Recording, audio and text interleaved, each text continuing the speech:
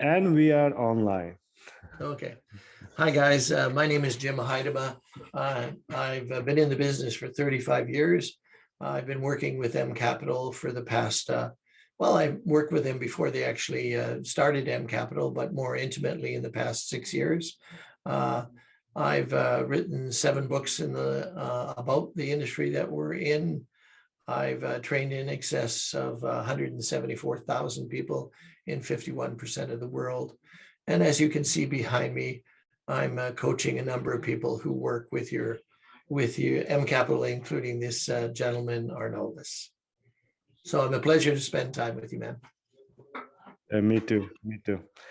Can I ask you, Jim, how did you decide to become a financial advisor? Well, it's interesting. I guess I'm a strange one because nobody recruited me. What I did is I had a very good advisor. When I was working, I was a operations manager for a computer company, had a good income, company car, all of that stuff. Wasn't happy. I felt I wasn't in control of my environment.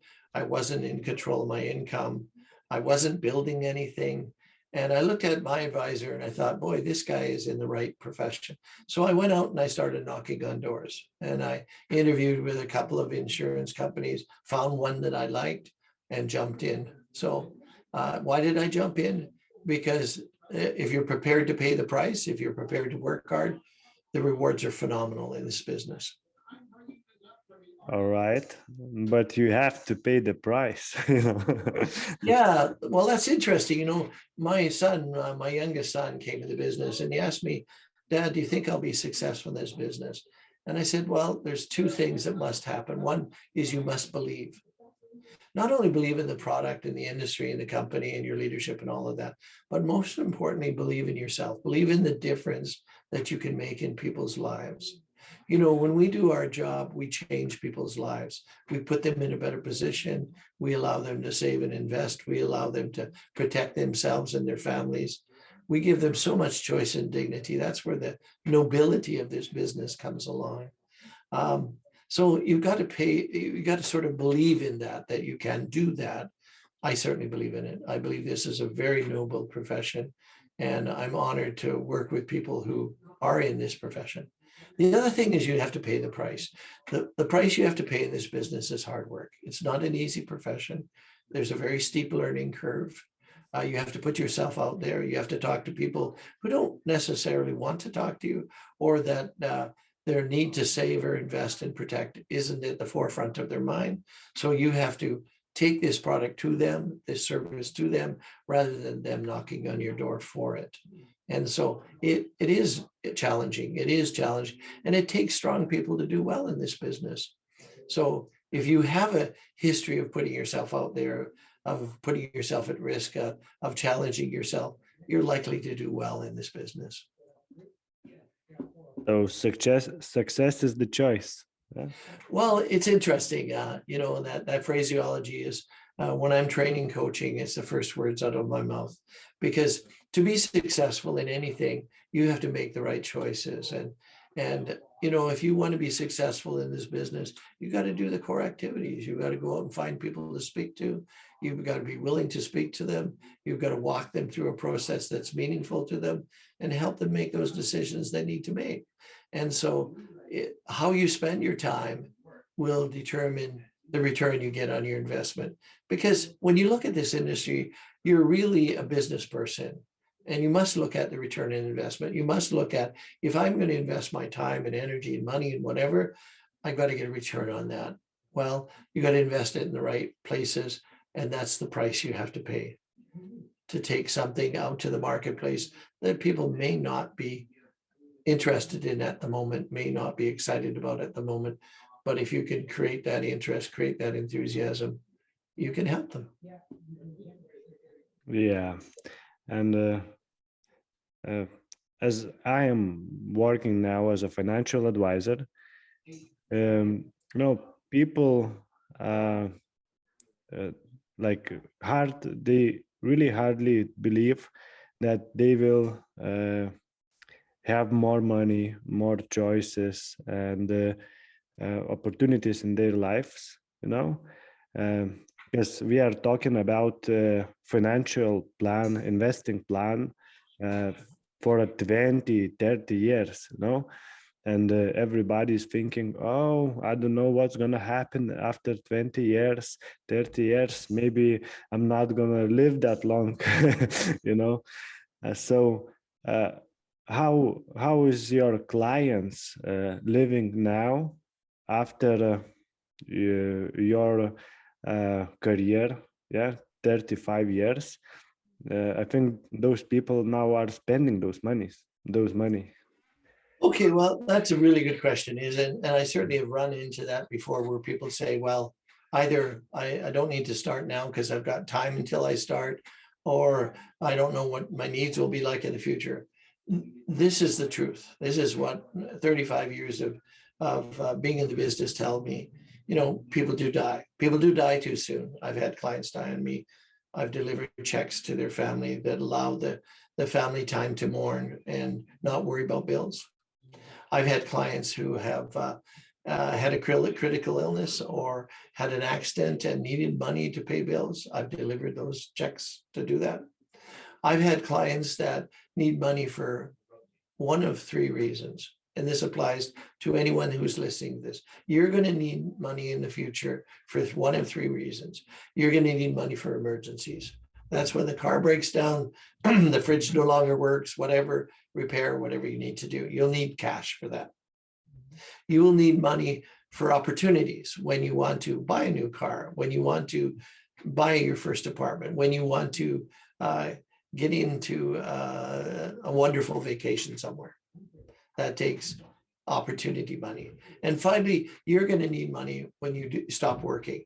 I'm turning 75 this year. I'm still working because I love to work, and I'll work until I can't work because I need to make a difference. That's why I'm doing what I'm doing with Arnoldus and others. And so retirement is very expensive, and all of us will stop working at some point. And whatever the government provides won't be enough. Whatever the company you work for will not be enough. So you got to make up the difference. And because of inflation, eats away the value of every euro you earn. You've got to set aside. You've got to develop the habits that will not only protect you along the way against life, will protect your family against loss, and will allow you those opportunities and choices and dignity that you deserve. The most successful people I've met in the world pay themselves first. They set aside money for themselves first, and then they live on the difference. The people who never have enough money, are always living paycheck to paycheck, those are the ones who pay themselves last. So we help people pay themselves first, set aside first, protect themselves first. They're the ones that enjoy the quality of life that they deserve. I've been one of those people. I don't have to work. I'm financially sound. I've got a nice car, a nice home. I'm okay. I don't owe a euro to anyone. So it works. All right. Nice to hear that. And I know you are turning 75 years old in December. And most of the people in Lithuania by like the same age as you are, yeah, they are not doing anything, just it seems like they are waiting till they die, so how you are living that kind of life, bringing opportunities like to my life, because when we met, I think we are working together 2 years now, even more, and for me as a manager, you bring a great like priceless, I don't know what that words that don't have a worth, priceless, yeah, priceless experience, knowledges in my career, and I can be a better manager, grow my own team, and my income is growing uh, uh, as that fast as I didn't even thought about it. That is Mhm. impossible. That is possible. So how and or uh, where you get that energy from? Why? Um, Okay, well, that's a good question. Let's just be clear about what you're doing. You were successful because of your own effort, my friend. I'm certainly your coach and mentor and sort of guide you down the path, but you're doing the heavy lifting, and you're doing that well, and you're now seeing the benefit of that because I'm sure you're earning more than you'd ever thought possible to earn, and you're enjoying a lifestyle and a quality of life that most people aspire to and most people don't get. I live my life by three words that I've been focused on for most of my life. And those words are first thriving, second gratitude, and third is blessings. First is I want to always grow as a human being. Philosophically, emotionally, intellectually, I want to be a better me. So I often take myself into account. I often say, how did you do today? Did you add value today? Did you make a difference today? And did you grow today? Did you acquire new skills today? So I want to thrive as a human being. I want to make a difference, and it's very important to me to make a difference in anybody's life that I come in contact with. I want to be the voice of hope and generosity and empathy and love. And next is gratitude.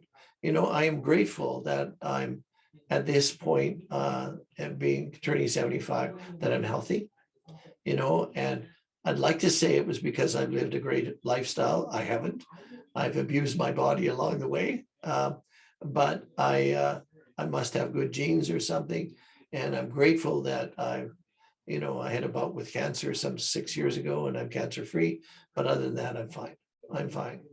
Um, I'm heavier than I should be. Probably, I keep telling my wife, there's just more of me to love, and but so but I'm grateful for the people who are around me. I'm grateful for the opportunity to make a difference in people's life. I'm grateful to spend time with Arnoldus, who I love very much. I'm a very emotional guy, and he's a really good man. He's a person worth knowing, and so I have a good family around me. I have good friends around me, and I'm grateful for that. And I feel blessed. I feel that God is very much a part of my life, and I feel that God is looking kindly upon me, and I thank him or her for that. And so thrive, grateful, and blessings. That's why I'm energized. I feel I have a lot of energy to offer, a lot of capacity to offer, and I'll offer it as long as it's received well, and as long as my brain is well enough to join two sentences together. So I feel very fortunate. Yeah. Nice. Um, you mentioned your family that you are Yeah. grateful, and uh, what about your family when you've been as you've been you've as when you've been working as an manager, as an financial advisor? It takes a lot of time. Yeah. So Yeah. what about your family? Did you Well, find time for yeah. them at that moment? Yeah, I've been married for 49 years now, coming up 49 years to Well, Bonnie, an amazing woman, a very, very good woman. And I was very lucky there. And I've got two sons, and they've married very well, and I've got four grandkids. Uh, when I was building my business, I had this deal with my wife, is that I would have to work 5 days a week and 4 evenings a week, but I wouldn't work the weekends. My weekends were for my family. Everybody I coach, and Arnold knows this, do not sacrifice your family for anything, because the family is, jobs will come and go, but family shouldn't. And so she could count on me throughout my entire life, that she could count on me on the weekends. That was for her. And, and first couple of years in the business, 5 days, 4 evenings, then it became 3 evenings, then it became 2 evenings, then it became 1 evening. And after a while, it was all daytime work, because I dealt with business people and they don't want to see you in the evening. They want to see you during the day. And so, so you could build a business, but you have to pay the price. But when I worked. Those core activities you need to do. You need to find people to speak to. You need to approach those people and you need to meet with them. If you do that, the rest will work out. I remember the story you told me about you keeping busy working, and after that you asked your son how he feels about it. Does he miss you? And that's a very beautiful story, Maybe you can tell it. Sure. Well, it's when you have children, through their school years, they get involved in things. They play sports and they put on plays and whatever. There's always something going on in which the parents are invited to participate. The beauty of this business is I went to a lot of those things. So if they had a play at school during the day, I would go. If they had a science fair, I would go. If they're playing a sport during the day, I would go. And then I would go back to work. Like I would take time off. You can do that and be there. Often I was the only man in amongst a bunch of women watching their kids do whatever. And I asked my boys, I said, did you ever feel that I wasn't there for you because I worked these long hours in the beginning of my career? And my oldest boy said to me, he said, Dad, you were the only one I ever remember being there. And I looked around the room and I never saw another father there, but I always saw you. He said, you were there when it was important for you to be there. And it meant a lot to me.